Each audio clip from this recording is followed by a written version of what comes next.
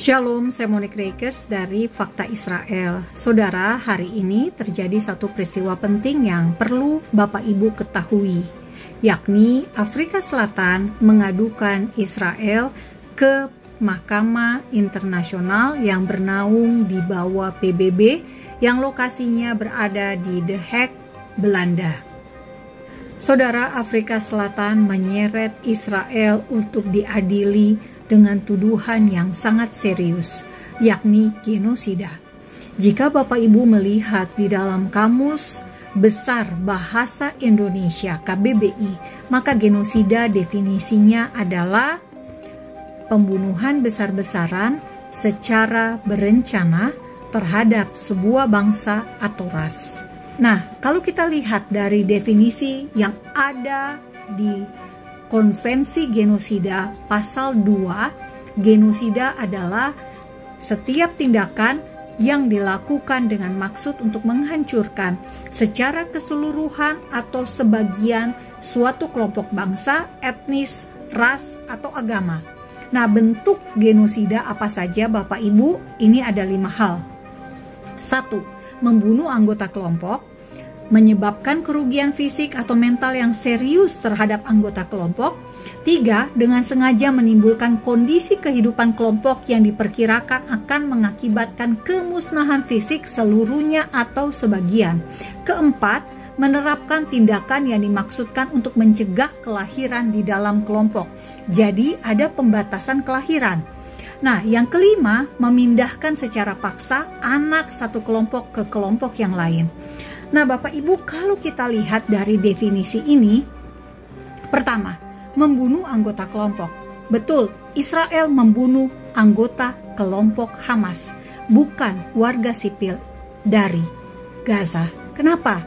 Saya bisa memastikan Israel tidak menyasar warga sipil, karena setiap kali Israel mau melakukan serangan di sebuah wilayah di kawasan Gaza pada saat terjadi perang di Gaza saat ini, Israel selalu memerintahkan dilakukan evakuasi. Evakuasi untuk keluar dari daerah yang diserang, untuk pergi ke daerah yang tidak diserang, sehingga warga sipil dipastikan tidak terkena sasaran, dipastikan warga sipil tidak berada di area yang sedang diserang. Israel menurunkan cara untuk memberitahukan cara evakuasi, yakni dengan menelepon langsung ke warga Gaza, mengirimkan SMS ke pengguna telepon yang ada di Gaza, dan menurunkan pamflet dari udara, sehingga dipastikan setiap orang mengetahui informasi akan adanya serangan dan mereka punya cukup waktu untuk evakuasi.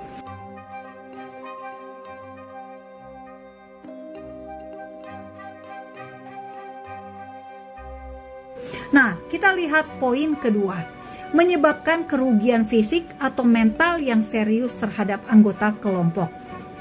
Bapak Ibu, kerugian fisik juga dialami oleh orang Israel. Ketika serangan teror Hamas terjadi pada 7 Oktober 2023, maka Anda bisa melihat berapa banyak kibuts atau kampung Yahudi yang dirusak, dibakar, dihancurkan oleh Hamas, dan membuat banyak sekali anggota kibuts yang kehilangan rumah. Anda bisa mengaksesnya semuanya ini di sebuah website yang saya tulis di bawah ini.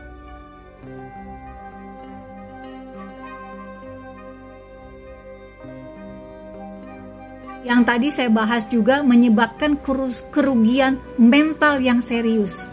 Bapak Ibu, saat ini di Gaza masih ada 136 orang yang ditawan oleh Hamas dan warga sipil Gaza. Mereka berada hampir 100 hari di Gaza. Mengapa Afrika Selatan tidak memikirkan kondisi mental 136 tawanan yang saat ini berada di Gaza? Bahkan ada seorang bayi bernama Kfir Bibas yang merayakan ulang tahun pertamanya, ulang tahun ke-1 di dalam tahanan Hamas. Apakah Afrika Selatan tidak memikirkan kondisi perempuan yang berada dalam kondisi luka parah, diperkosa, dan mengalami begitu goncangan mental, berada di tangan teroris? Yang ketiga, dengan sengaja menimbulkan kondisi kehidupan kelompok yang diperkirakan akan mengakibatkan kemusnahan fisik seluruhnya atau sebagian. Saudara, kondisi kehidupan warga Gaza bukan memburuk karena Israel. Israel berupaya meningkatkan mutu kehidupan warga Gaza dengan cara memberikan pekerjaan. Paling tidak, Israel sudah membuka peluang kerja sebelum 7 Oktober kepada 12.000 hingga 15.000 warga Gaza. Mereka bisa bekerja di Israel. Orang Gaza bisa mengakses rumah sakit di Israel. Orang Gaza tidak dilarang untuk masuk ke wilayah Israel, asal mereka ditemukan tidak terindikasi ada kaitan dengan kelompok teror Hamas. Saudara, Israel tidak ingin berperang di Gaza. Israel tidak memulai perang ini. Israel tidak ingin melululantakkan Gaza. Israel melakukan perang di Gaza untuk memusnahkan Hamas dan untuk membawa kembali pulang warga Israel yang saat ini masih ditawan di Gaza. Dan yang keempat, menerapkan tindakan yang dimaksudkan untuk mencegah kelahiran di dalam kelompok. Saudara, Israel tidak pernah membatasi adanya kelahiran dari warga Palestina. Penduduk Palestina dipastikan sejak tahun 1948 hingga hari ini terus bertambah, bukan berkurang. Sehingga tidak ada alasan untuk menyatakan Israel melakukan upaya untuk mencegah kelahiran di Palestina. Bahkan jika kita lihat dari awal Israel berdiri, hanya ada 156.000 orang Palestina yang memilih menjadi warga negara Israel. Dan jumlahnya sekarang sudah menjadi 2.080.000 orang. Artinya ada penambahan selama 75 tahun Israel berdiri sebagai negara. Artinya Israel tidak pernah membatasi pertambahan jumlah orang Arab Palestina, baik di Palestina sebagai sebuah negara terpisah dari Israel maupun di dalam negara Israel sendiri. Nah, yang kelima adalah memindahkan secara paksa anak satu kelompok ke kelompok lain.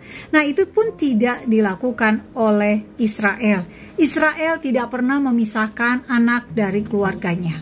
Israel justru memerintahkan agar satu keluarga evakuasi dari wilayah yang kemungkinan akan dilakukan penyerangan atau perlawanan terhadap anggota Hamas, sehingga keluarga-keluarga yang ada di wilayah tersebut harus dievakuasi. Dan Israel tidak pernah ingin memisahkan anak dari keluarganya.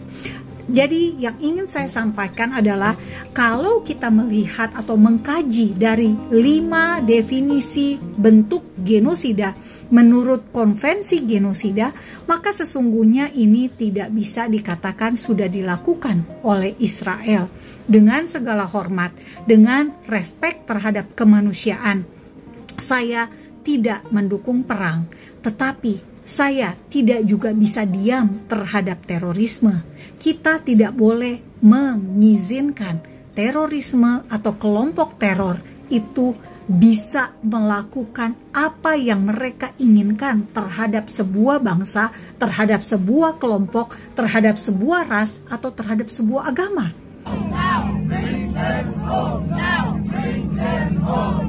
Saudara, dengan segala respek dan segala hormat terhadap nyawa manusia, atas nama kemanusiaan, saya ingin katakan sesungguhnya tidak perlu terjadi korban jiwa di Gaza. Jika saja Hamas tidak melakukan kejahatan terhadap kemanusiaan pada 7 Oktober 2023. Jika Hamas mau meletakkan senjata, jika Hamas mau mempertanggungjawabkan apa yang sudah dia lakukan pada 7 Oktober 2023, jika saja Hamas mau melepaskan seluruh sandera, maka bisa dipastikan IDF atau Tentara Pertahanan Israel segera angkat kaki dari Gaza. Keputusan ada di tangan Hamas, bukan di tangan Israel. Israel sudah mencoba untuk hidup berdampingan dengan Gaza, yakni dengan cara memberikan air, memberikan listrik, memberikan akses kepada warga Gaza untuk masuk Israel dan bekerja di Israel. Bahkan pada tanggal 7 Oktober 2023, pada hari tragedi tersebut, ada 4.000 warga Gaza yang saat itu sedang bekerja di wilayah Israel. Semuanya adalah keputusan dari pemimpin-pemimpin Hamas untuk melakukan serangan atau untuk menghentikan perang saat ini juga. Kita yang berada di Indonesia, kita perlu prihatin akan perang. Kita tidak mendukung perang, tetapi kita pun tidak boleh mendukung kelompok teroris. Kita pun tidak boleh mendukung terorisme. Segala bentuk terorisme bisa menyasar warga sipil seperti kita. Terorisme bisa menyasar warga di Indonesia juga. Karena itu sangat baik untuk kita punya satu mindset, satu pola pikir yang sama untuk melawan segala bentuk terorisme. Bapak Ibu semua, jika ada yang berpendapat bahwa Hamas adalah kelompok perjuangan untuk merebut tanah Israel dari tangan Israel, maka itu tentu bisa dipastikan sangat-sangat keliru. Israel telah keluar dari Gaza pada tahun 2005. Israel tidak sedang menduduki Gaza. Israel tidak sedang berada di Gaza pada saat serangan teror 7 Oktober 2023 terjadi. Karena itu, dengan segala hormat, mari kita berpikir dengan logika. Kita berpikir dengan nurani. Apakah kita setuju pada terorisme? Atau apakah kita mendukung segala bentuk teror terhadap warga sipil? Jika tidak, mari kita sama-sama mengatakan kita menolak terorisme. Kita tidak mendukung perang. Sekali lagi, kita tidak mendukung perang. Tetapi kita perlu memerangi terorisme. Kita perlu memerangi kekerasan terhadap kemanusiaan. Kita perlu memerangi kejahatan yang melawan kemanusiaan. Saya membuat video ini karena saya tahu semua sandera yang ada di Gaza saat ini tidak bisa membela diri mereka. Kafir bebas yang berulang tahun 1 tahun saat berada di dalam tawanan Hamas tidak bisa berkata-kata membela dirinya ketika ia diculik bersama dengan kakak, ibu, dan ayahnya. Dan sekarang kita tidak tahu nasibnya bagaimana. Para perempuan yang mungkin diperkosa oleh para teroris juga tidak bisa bersaksi di sidang yang ada di The Hague, Belanda. Karena itu, kita perlu mengingat para korban, baik yang ada di Israel maupun di Gaza, adalah jiwa-jiwa yang berharga.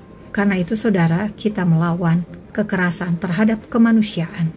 Kita menolak terorisme. Terima kasih. Salam damai dari Fakta Israel. Bebaskan sandera sekarang juga.